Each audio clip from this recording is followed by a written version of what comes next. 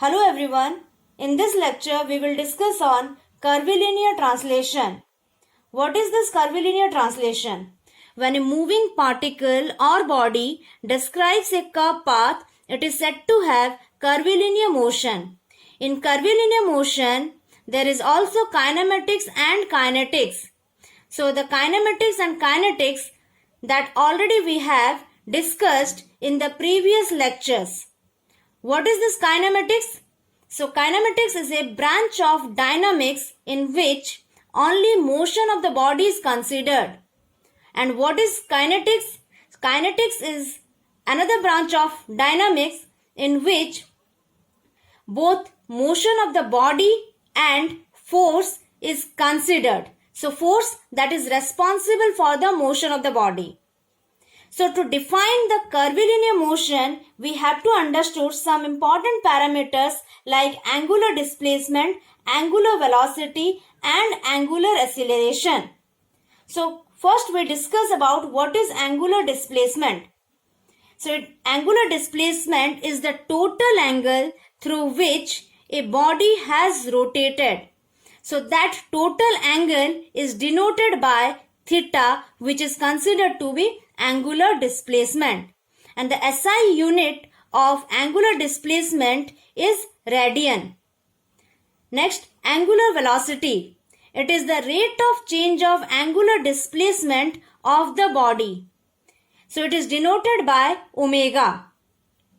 So we can say that this omega is equal to d theta by dt. Omega is equal to d theta by dt. And it is measured in terms of unit, that is radian per second. Next, angular acceleration. It is the rate of change of angular velocity. So it is denoted by alpha. So we can say that alpha is equal to d omega by dt. The SI unit of angular acceleration is radian per second square. So as we consider in curvilinear motion, there is kinematics and kinetics. So first we discuss about the kinematics. So when we discuss about the kinematics, we discuss about the equation of motion. So equation of motion for curvilinear motion. So assuming a body rotating about x-axis. So if we consider a body is rotating about x-axis, so the initial angular velocity is assumed to be omega naught and the final angular velocity is omega. The time taken by the body to change its velocity from omega naught, that is initial angular velocity, to omega, that is final angular velocity, is t. So alpha is considered to be constant or uniform angular acceleration and theta is the total angular displacement made by the body. So as the angular velocity of the particle is increasing after t second, so that is change. After t second, the initial velocity is changed to final velocity after t second. So what is the change? That is alpha t. So we can say that omega is equal to omega naught plus alpha t. So we consider this equation as 1. Average angular velocity.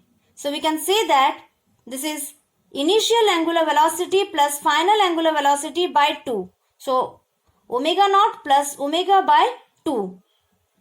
Next, total angular displacement. So we know that angular velocity is equal to d theta by dt. So if we consider d theta or displacement, that is equal to velocity into time. So here we consider the total angular displacement to be theta is equal to average angular velocity into t. So average angular velocity, we consider here omega naught plus omega by 2. Here we substitute that value into t. So that is equal to total angular displacement. So this we considered as equation 2. Now substituting the value of omega from equation 1 in equation 2. So here you see we consider this as equation 1 and this as equation 2.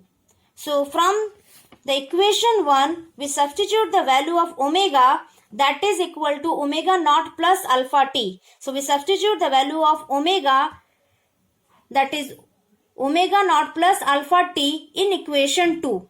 So after substituting the value of omega in equation 2, so we get the value of theta to be equal to omega naught plus alpha t by 2 whole multiplied by t. So now we just open the bracket and it becomes omega naught t plus omega naught t plus alpha t square by 2. So this omega naught t plus omega naught t is 2 omega naught t plus alpha t square by 2. So can we consider this expression as omega naught t plus half alpha t square? Yes, we consider. So this we considered as equation 3. So now again we consider the equation 1, that is omega equal to omega naught plus alpha t. So t is equal to omega minus omega naught by alpha.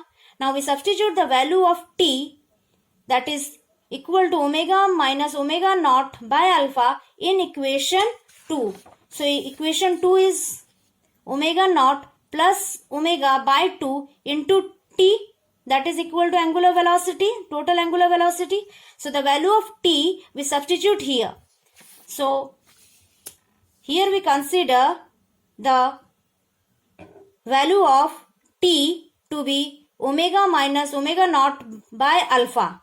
So after substituting this we get the expression to be like this, and this is theta is equal to omega square minus omega naught square by 2 alpha, or we can say that omega square minus omega naught square equal to 2 alpha into theta. So this is equation 4.